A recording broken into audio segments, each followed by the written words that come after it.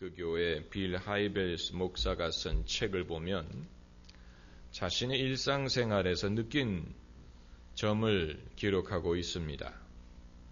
그가 아침에 일찍 일어나 출근을 할 때 교회로 가는 차 안에서 라디오 뉴스를 통해서 밤새 일본 니케이 증시가 올랐는지 내렸는지를 체크를 하고, 그리고 가는 길에 스타벅스에 들러서 오늘 아침에는 무슨 커피를 마실까를 생각을 하고, 그리고 안 막히는 길이 어디일까를 생각하면서 교회로 출근을 한다는 것입니다. 그러다가 어느 날 얼마나 자신의 일상생활이 세속적인가를 깨달았다고 합니다.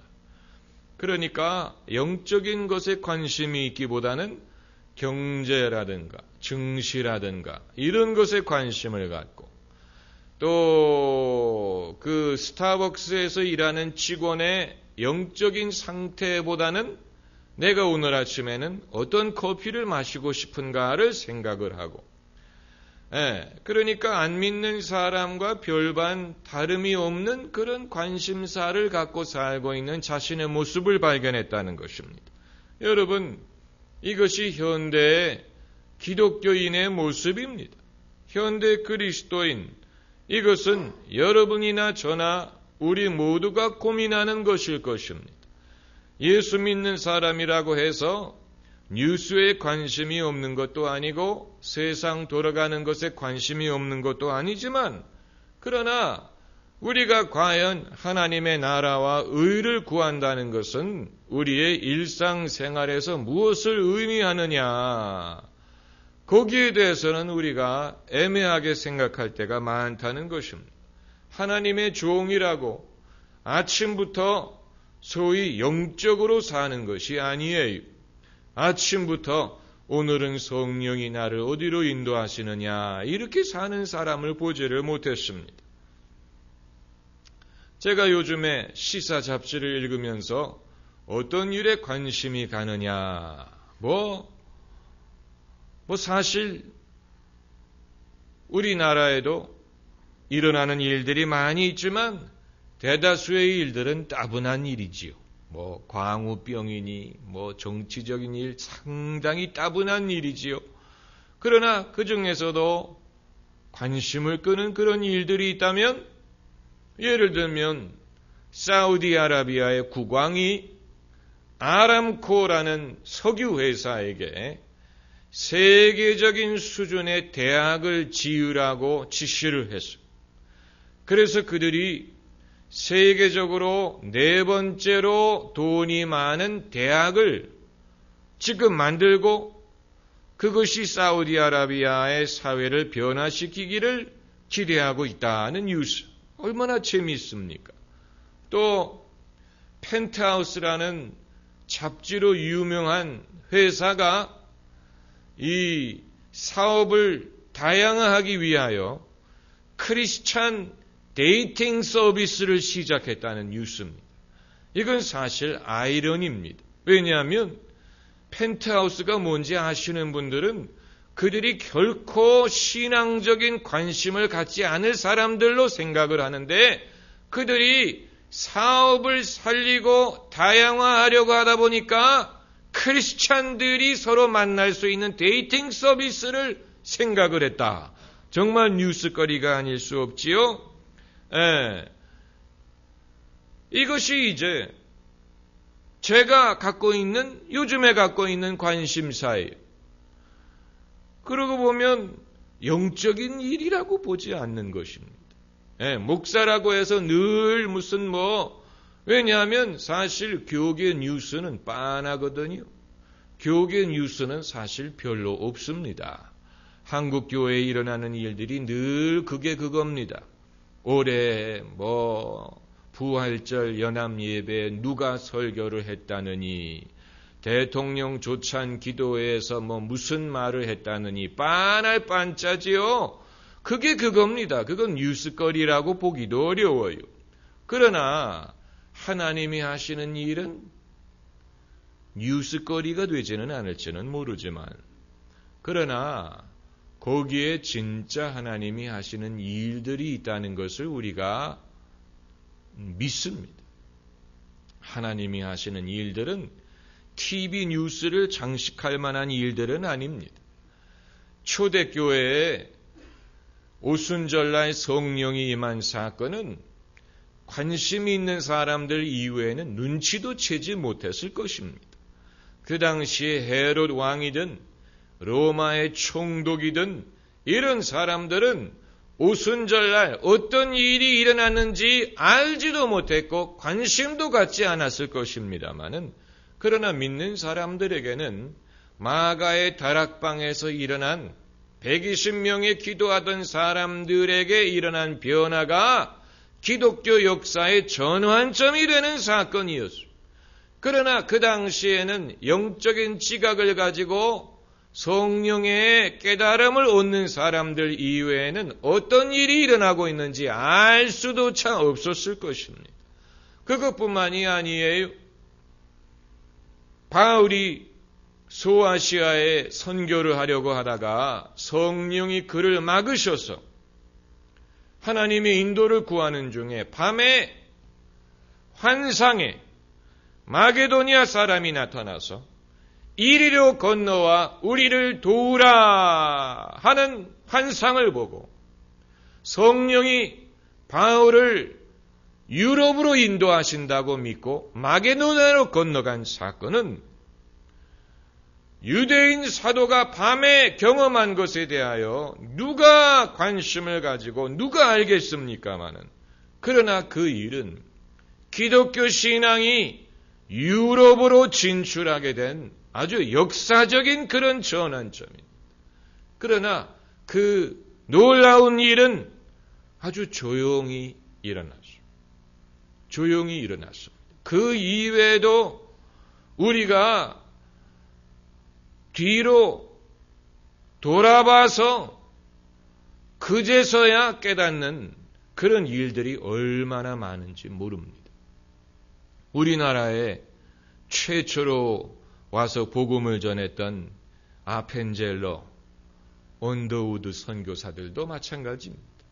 그들이 처음부터 조선에 와서 복음을 전하려고 한 게 아니고 중국을 가려고 하다가 어떻게 해서 중국에 가지를 못하고 조선이라는 전혀 알려지지 않은 서양 사람들이 전혀 알지 못했던 오죽하면 은둔의 왕국이라고 이름을 지었겠습니까? Hermit Kingdom, 은둔의 왕국이었습니다. 그 당시 조선의 별명이 은둔의 왕국이었습니다. 왜냐하면 일본도 개항을 했고 중국도 서양과 교류가 있었지만 조선은 열리지 않았었습니다. 그런 나라에 아펜젤러와 언더우드 같은 선교사들이 도착했습니다. 그때 그들이 20대 젊은이였습니다. 20대 새파란 선교사들. 어떤 선교나 목회의 경험이 별로 없는 사람들이 이 땅에 발을 디딘 일은 결코 신문 일면을 장식할 만한 사건이 아니었지만 그러나 구속사적인 관점에서 봤을 때는 그것은 놀라운 일이에요. 굉장히 놀라운 일이었죠. 하나님이 이 민족을 구원하시기 위한 하나님의 역사의 시작이었습니다. 그러나 그 당시 그걸 누가 눈치챘겠습니까? 누가 그것을 알았겠습니까? 오늘도 마찬가지예요. 오늘날도 하나님이 이미 시작하신 놀라운 일들이 우리 가운데 분명히 있을 테지만 그러나 그것을 눈치채지 못하는 사람들이 많을 것입니다. 이후에 그 열매가 나타나게 되면 알게 될 것입니다만은 그러나 지금은 아무도 몰라요. 당사자밖에는 알지 못할 것입니다. 당사자밖에는 알지 못합니다. 아브라함의 꿈, 아브라함의 믿음, 이것을 그 당시에 누가 이해했겠습니까? 가나안 사람들이 알았겠습니까? 누가 아브라함의 믿음을 알았겠습니까? 아브라함, 아내 사라, 그 이외에는 아브라함에게 하나님이 주신 약속에 대해서 아는 사람이 없었을 것입니다. 그러나 아브라함이 하나님을 믿음으로 갈 바를 알지 못하고 믿음의 발걸음을 뗀 것은 본인뿐만이 아니고 하나님의 구속사적인 차원에서 놀라운 발걸음이었어요. 닐 암스트롱의 발걸음은 거기에 비하면 아무것도 아니에요. 닐 암스트롱이 달에 첫 발을 디디면서 뭐라고 말했습니까? 한 사람에게는 작은 발걸음이나 인류에게는 큰 발걸음이다. 아주 멋있는 말을 했지요. 그러나 아브라함이 믿음으로 뗀 발걸음에 비교하면 아무것도 아니에요. 암스트롱은 달에 내린 것을 전 세계로 방송을 했죠. 전 세계로 TV로 방송을 했죠. 아브라함에 대해서는 아무도 알지 못했어요. 적어도 그때는. 그러나 그 이후에 그것을 돌아봤더니 그건 어마어마한 사건이었습니다. 아마 여러분도 그런 일들이 분명히 있을 것입니다. 여러분이 최초로 믿음의 발걸음을 떼었던 그 사건, 여러분이 믿음으로 크리스찬으로 살기 시작한 그 순간, 여러분이 뭔가 하나님을 섬기고 순종하려고 했던 그 일, 그것이 지금은 별로 중요하게 생각되지 않지만 앞으로 두고 그 일로 인하여 여러분과 여러분의 집이 구원을 받고 복을 받고 하나님의 역사가 여러분의 삶에 임하게 될 줄로 믿습니다. 할렐루야.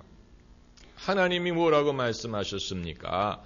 나를 사랑하고 순종하는 자는 1000대까지 복을 주리라. 1000대까지 복을 준다 그랬어. 하나님은 한번 복 주기 시작하면 끈질기게 복을 주시는 하나님입니다. 할렐루야. 한번 우리를 사랑하기 시작하면 끈질기게 우리를 붙잡고 우리를 놓지 않고 잊어버리지 않고 우리를 잊어버리지 않고 버리지 않고 복주기로 작정한 자에게는 나가도 복을 받고 들어와도 복을 받고 들에 있을 때도 복을 받고 성에서도 복을 받습니다.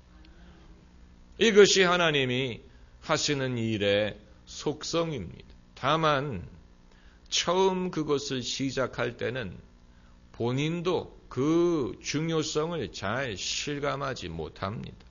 본인도 그 중요성을 잘 실감하지 못합니다.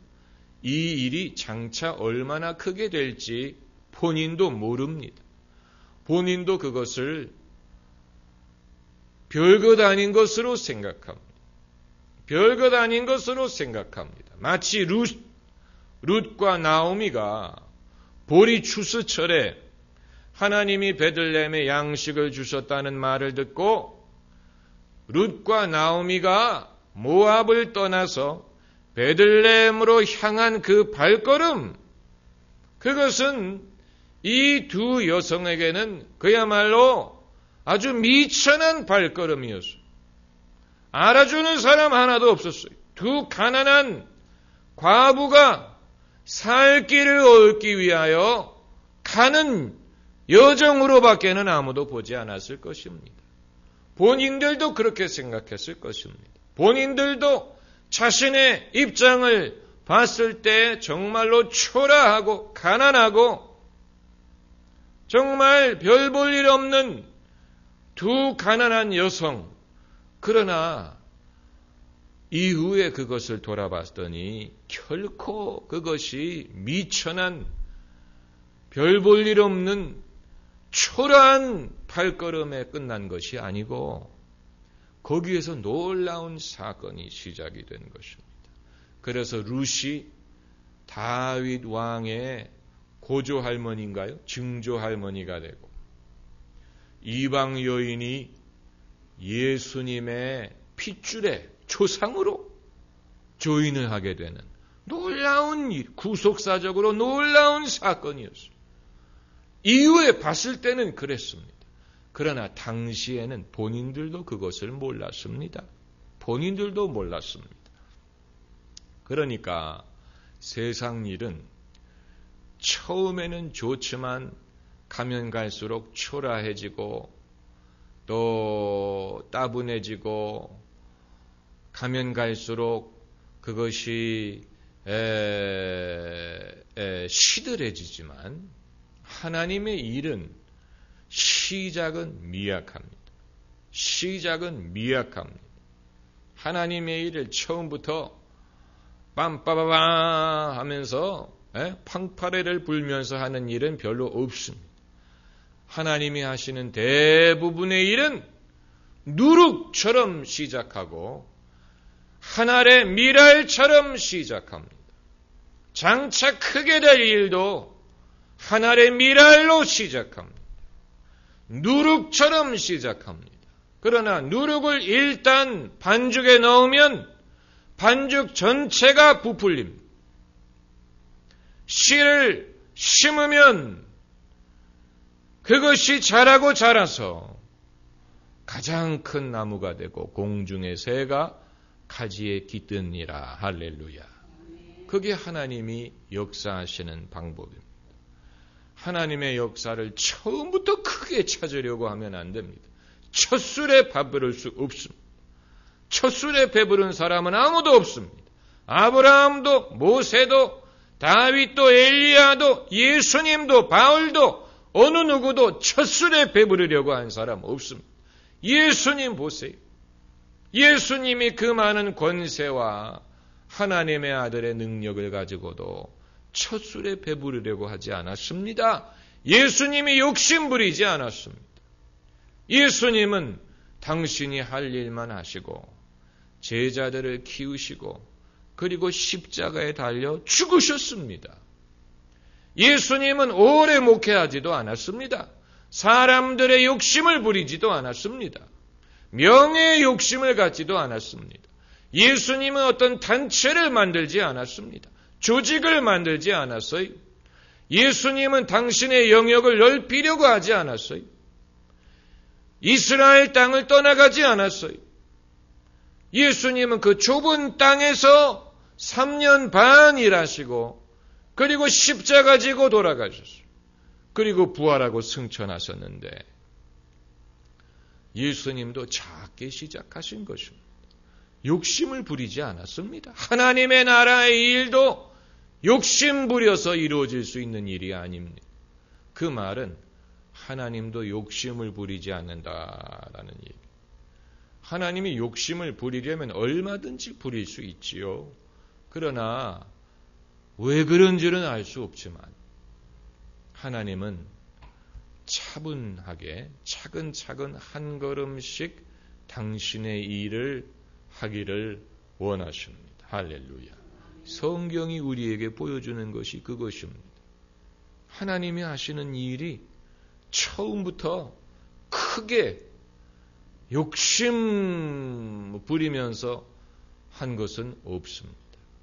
노아를 말하든 엘리야든 사무엘이든 다윗이든 룻이든 예수님의 제자들이든 얼마나 작은 데서 시작하고 겸손하게 시작했습니까? 그러나 시작은 그렇지만 일단 그것이 그 모멘텀, 그 속도가 붙기 시작하면, 가속이 붙기 시작하면 어마어마한 능력을 발휘하기 시작하는데 여러분, 우리는 그것을 기다려야 됩니다. 가속이 붙는 것을 기다려야 됩니다. 가속, 전도하는 일도 그렇고 우리 삶의 모든 것이 그렇습니다. 일단 거기에 속도가 붙을 때까지 기다려야 됩니다. 일단 속도가 붙기만 하면 그때부터는 그것이 속도가 빨라집니다. 이 가장 좋은 예가 비행기가 이륙하는 원리입니다. 비행기가 이륙하는데 필요한 속도가 저도 헷갈려서 잘 모르는데 300km 정도라고 시속 300km 정도 되면 물론 날개가 있어야 되지만 날개가 있고 시속 300km 정도의 속도에 도달하면 그때부터는 뜨기 시작합니다. 그게 비행기의 원리. 그렇기 때문에 비행기가 활주로를 필요로 하는 것입니다. 활주로를 달리는 이유가 그냥 무슨 멋부리기 위한 것이 아니고 비행기가 뜨기 위하여 필요한 속도를 내기 위한 것입니다. 그렇기 때문에 활주로가 필요한 것입니다. 그래서 어느 정도 속도를 내면 그때부터는 여러분 비행기 뜰 때 느낌을 아시죠? 사람이 가다가 이렇게 되는 순간 그때가 이제 뜨는 거예요. 바퀴 돌아가는 소리가 더 이상 안 들리고 그게 최소한의 뜨기 위한 속도를 얻는 것인데 여러분 하나님이 하시는 일도 어느 정도 가속이 붙기 시작하면 그때부터는 걷잡을 수 없이 그것이 퍼져나갈 수 있습니다. 어떻게 보면 일본 같은 나라는 복음을 전하는 일에 있어서 그 가속을 얻는 데 실패한 경우입니다. 그 가속을 얻지를 못했기 때문에 1% 이상 예수 믿는 사람들이 늘지 못한 것입니다. 1%. 그러나 중국 같은 나라에는 이미 가속이 붙었습니다.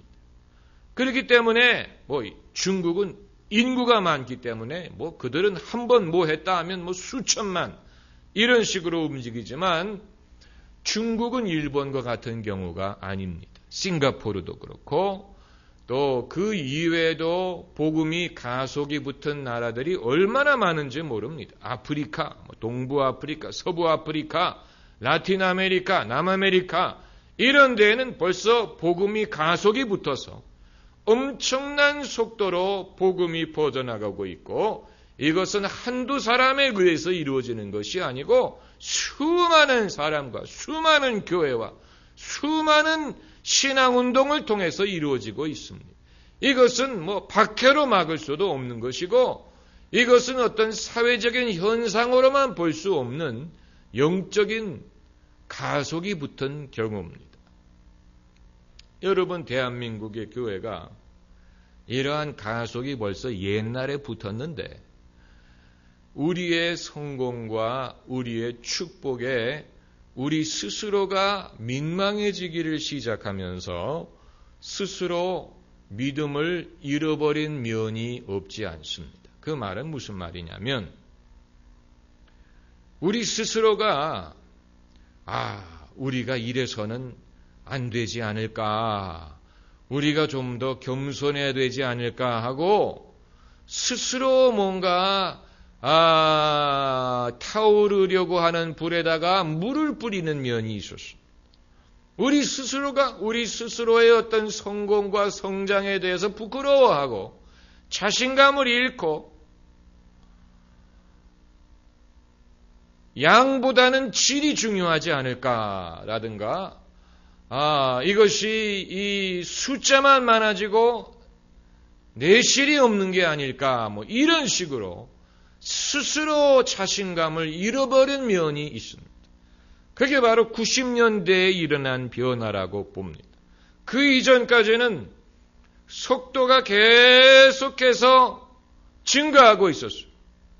교회 성장이라든가 복음이 퍼지는 그 속도가 점점 증가하고 있었어요.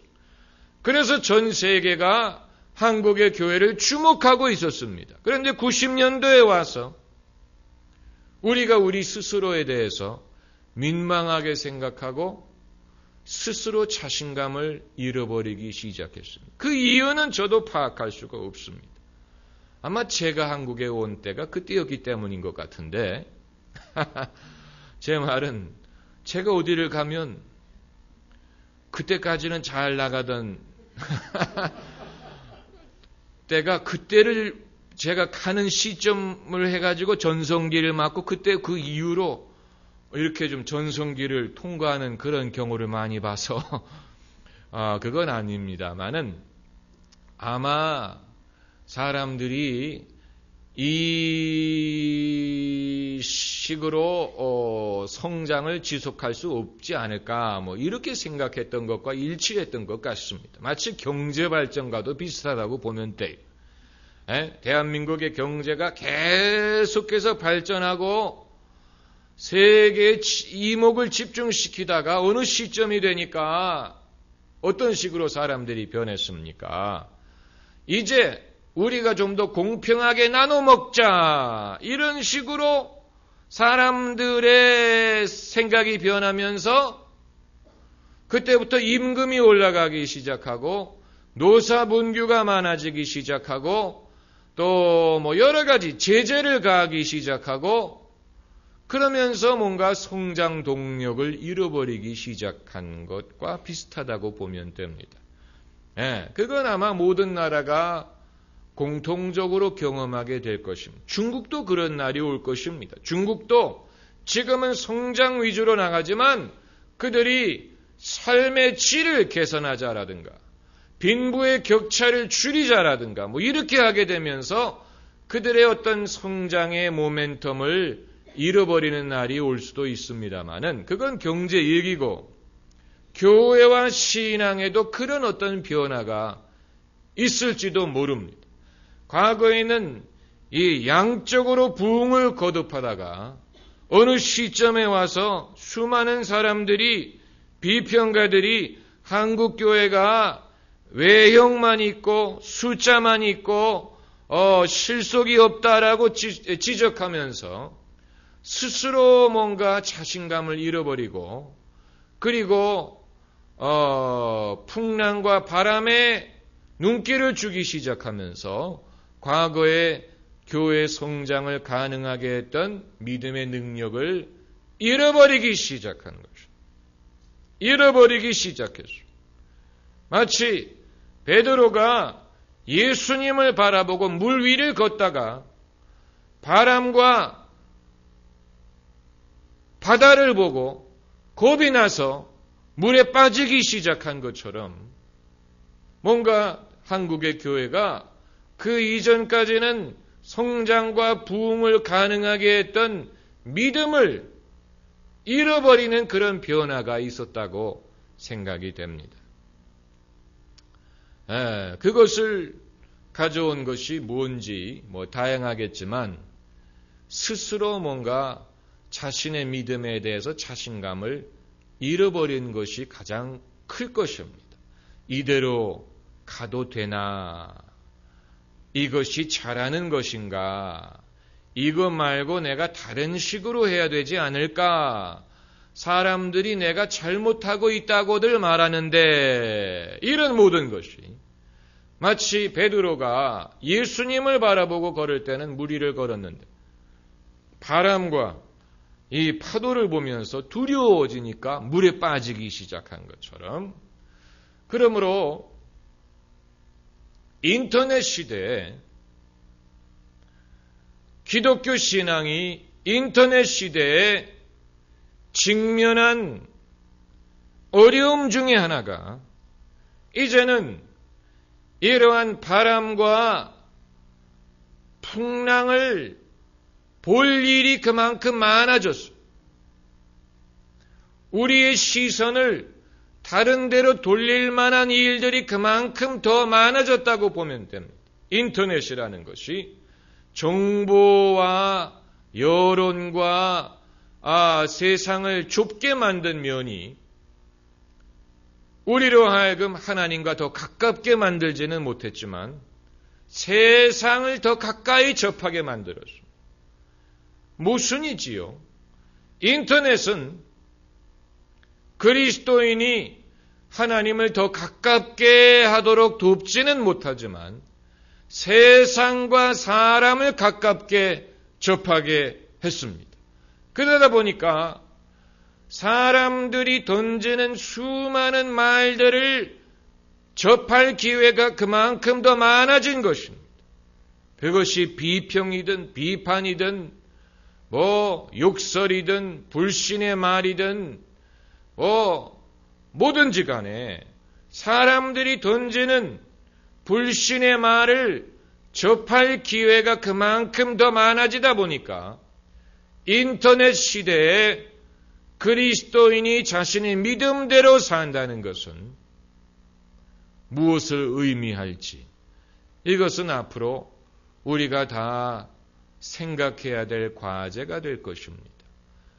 세상이 이만큼 좁아지고 사람들이 우리에게 던지는 말을 들을 기회가 이만큼 많아졌는데 우리가 그만큼 더 주님의 말씀에 귀를 기울이고 예수님에게 초점을 맞추지 않는다면 우리뿐만이 아니고 전 세계의 교회는 지금까지 그들의 믿음의 능력이든 어떤 순수함을 가능하게 했던 동력을 잃어버릴지도 모릅니다.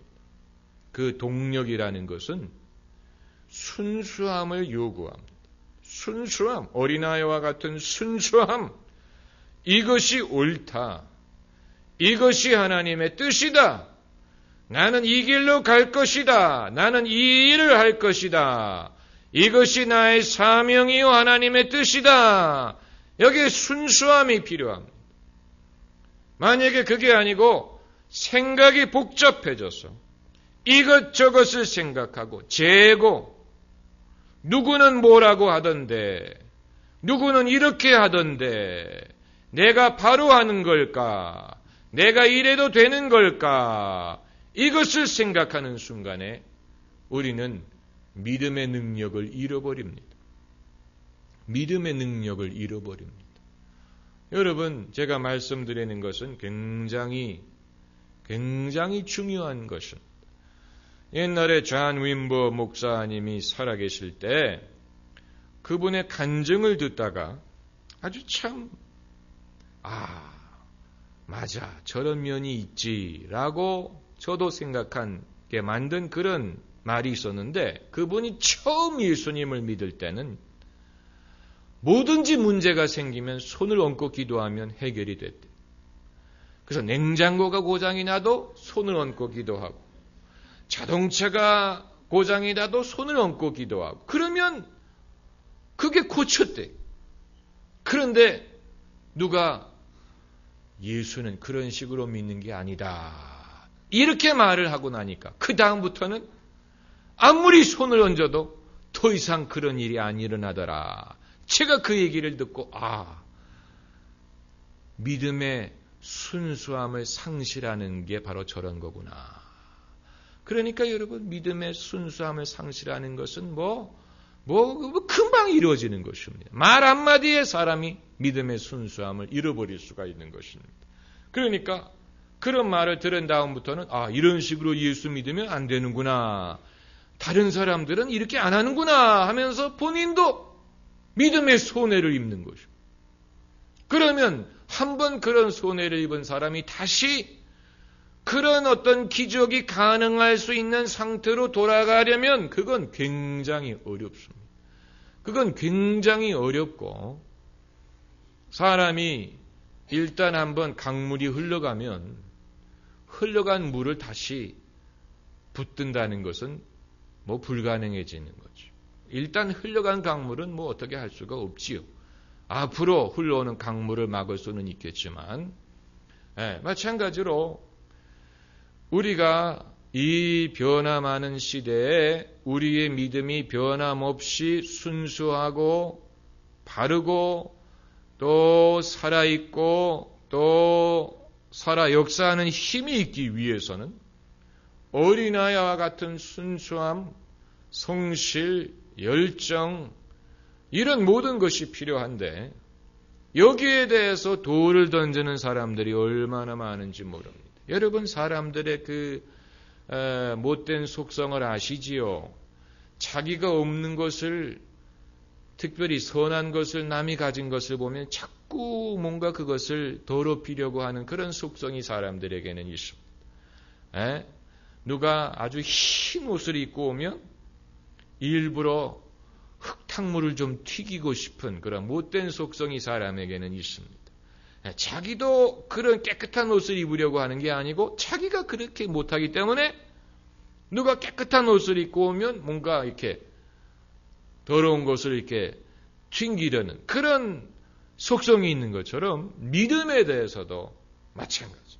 믿음, 여러분 믿는 사람은 나이가 아무리 들어도 굉장히 어린아이와 같은 면이 살아 있습니다. 믿음의 사람은 그렇습니다. 믿음의 사람은 나이가 아무리 들어도 어린아이와 같은 그런 면이 있습니다. 그런데 죄송한 얘기지만 믿음이 없는 사람은 나이가 들면 거북이와 같아집니다. 그러니까 소위 인생 경험은 많고 또 머리를 굴리는 법도 알고 생존하는 법을 알고 뭐 그런 거는 많이 있는데 믿음이 없기 때문에 선하다든가 순전하다든가 깨끗하다든가 단순하다든가 이런 것이 없어요. 그런 것은 찾아볼 수가 없어요. 그러나 믿음이 있는 사람은 아무리 나이를 먹어도 뭔가 그런 그 단순한 그런 면이 있습니다. 여러분, 그것은 굉장히 좋은 것입니다. 그건 선한 것입니다. 뭔가 선한 것이 그의 삶에 있다는 증거가 됩니다. 할렐루야. 아주 중요한 것입니다. 예수 믿는 믿음 안에서 나이를 드시는 분과 그렇지 않은 사람을 한번 비교해 보면 금방 압니다. 금방 알 수 있습니다. 믿음 안에서 성숙한 사람과 그렇지 않은 사람을 비교해 보면 금방 느낍니다. 예수 믿는 믿음이 좋은 분들은 그 어린아이와 같은 그런 면이 있어서 뭐 예수 사랑하심은 거룩하신 마 그런 찬송을 불러도 전혀 안 어울리지 않아요. 그러나 예수 안 믿는 사람은 그런 노래는 부르려고 하지도 않습니다. 어색해서 부르지도 못합니다. 그런 것이 너무 어색합니다. 자신의 지금까지 살아온 길과 너무 다르기 때문에 뭐 나의 사랑하심, 뭐 성경에 써 있는 그런 고백을 하지를 못합니다. 그러니까 일평생 그런 고백을 하고 사는 사람과 그런 것을 상상도 못하는 사람을 비교한다면 금방 차이가 나죠. 금방 차이가 납니다. 그래서 도대체 이 라오디게아 인물들이 어떤 사람이었길래 예수님이 그들에게 미지근하다고 말씀을 하셨을까? 도대체 미지근한 사람의 원조가 라오디게아입니다. 그런데 여기에서 주님이 더웁든지 차갑든지 하라고 말씀을 하시는데 우리는 이 구절을 뜨겁게 믿는 것을 요구하는 것이다 라고 생각을 하지만 성경 어디에도 뜨겁게 믿는다는 표현은 등장하지 않습니다. 그 사실을 아세요? 성경 어디에도 뜨겁게 기도한다라든가 뜨겁게 믿는다, 뜨거움과 신앙을 비교하는 적이 없습니다. 성경에. 그건 이후에 우리가 만든 것입니다. 그러나 성경에는 누구의 신앙이 차갑다든가 누구의 신앙이 뜨겁다든가 신앙을 온도에 비교한 적이 없습니다. 그렇기 때문에 21세기의 관점으로 이 구절을 읽으면 뜻을 이해할 수가 없고 지금 이 본문에서 주님이 믿음의 스타일을 말하는 것 같지는 않아요. 믿음의 스타일을 말하는 것 같지 않습니다. 만약에 이것이 믿음의 스타일에 대한 것이라면 추가적인 언급이 다른 데에 있을 것입니다. 뜨거운 믿음, 뜨거운 신앙, 뜨거운 영성에 대한 그런 언급이 다른 데 분명히 있어야 되는데 그것이 없는 것을 보면 요한이 그것을 말하고 있는 것은 아니라고 봅니다. 요한은 하나의 비유를 들고 있는 것입니다. 그가 말하고자 하는 것은 불분명하지 말라는 얘기입니다. 이것이면 이것, 저것이면 저것이어야지 불분명한 마치 박쥐가 새들의 세계에 가서는 내가 날개가 있으니까 내가 셉니다. 그리고 들짐승의 세계에 가서는 내가 발로 고르니까 들짐승입니다. 라고 해서 이것도 아니고 저것도 아닌 것처럼 예수 믿는 사람은 분명한 것이 있어야 됩니다. 그들의 신앙이든 인생의 목적이든 그들의 어떤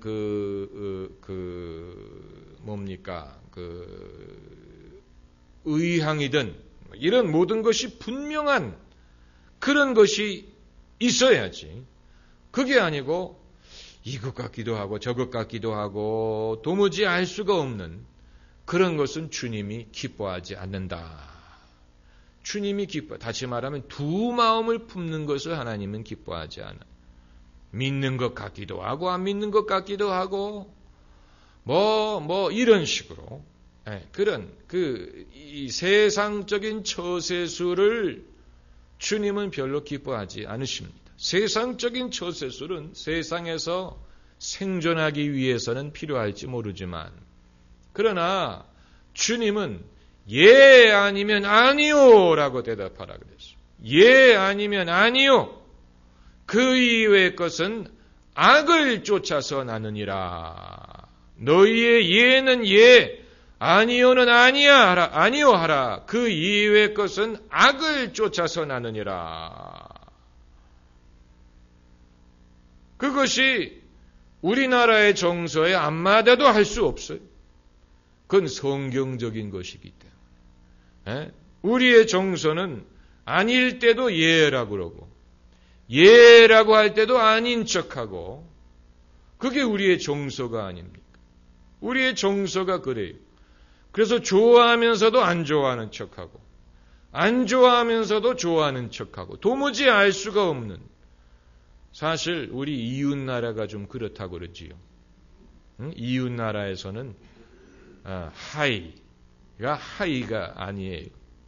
하이라는 말은 그냥 알겠습니다. 어떤 그런 당장의 뭐를 무면하기 위한 말이지 예라는 말이 예로 들으면 안 된다네. 우리도 그런지 모르겠습니다만은 적어도 성경적인 것은 너희의 예는 예, 아니요는 아니요라 하라. 그리고 이제 말씀하시기를 17절에 내가 말하기를 나는 부자라. 스스로 부자라고 생각하는 사람. 나는 부자라 부유하여 부족한 것이 없다 하나 내 곤고한 것과 가련한 것과 가난한 것과 눈먼 것과 벌거벗은 것을 알지 못하도다. 내가 너를 권하노니 내게서 불로 연단한 금을 사서 부유하게 하고 이 금은 믿음을 뜻합니다. 불로 연단한 믿음을 사서 부유하게 하고 다시 말하면 믿음의 부한자가 진짜 부한자입니다. 할렐루야. 흰옷을 사서 입어 벌거벗은 수치를 보이지 않게 하고 안약을 사서 눈에 발라 보게 하라. 처방이 있다는 얘기입니다. 벌거벗은 것과 눈먼 것과 가련한 것과 가난한 것에 대하여 주님은 처방이 있습니다. 처방이 없는 문제는 그건 절망이지요. 그러나 인간의 이러한 모든 문제에 대하여 주님은 분명한 처방을 갖고 계십니다. 얼마나 다행입니까? 눈먼 사람은 안약을 사서 보고 또 흰옷을 사서 벌거벗은 것을 감추게 하고 또 불로 단련한 금을 사서 부유하게 하고 우리의 모든 영적인 문제를 해결할 수 있는 길이 주님에게 있습니다. 무릇 내가 사랑하는 자를 책망하여 징계하노니 그러므로 내가 열심을 내라 회개하라. 여러분 중에 하나님이 나를 사랑하시면 왜 내 삶에 시련이 있을까? 그게 아니고 하나님은 당신이 사랑하는 자를 징계하고 또 책망하십니다. 징계하지 않는 자는 아들이 아니다 그랬습니다. 그러니까 우리가 생각을 바꿔야 됩니다. 볼지어다 내가 문 밖에 서서 두드리노니 누구든지 내 음성을 듣고 문을 열면 내가 그에게로 들어가 그로 더불어 먹고 그는 나로 더불어 먹으리라. 주님이 당신과의 펠로십, 주님과의 교제, 코이노니아에 초청하시는 것입니다. 그게 바로 나는 저와 더불어 먹고 저는 나와 더불어 먹으리라. 더불어 먹다는 말은 같이라는. 친구는 같이 밥을 먹지요. 가족은 같이 밥을 먹습니다. 혼자 밥 먹는 사람은 친구가 없는 것입니다. 주님은 우리와 더불어 먹기를 원하십니다. 할렐루야. 주님은 우리와 함께 나누기를 원하십니다. 우리도 당신과 함께 나누기를 원하시는 것입니다. 할렐루야. 기도하십시다.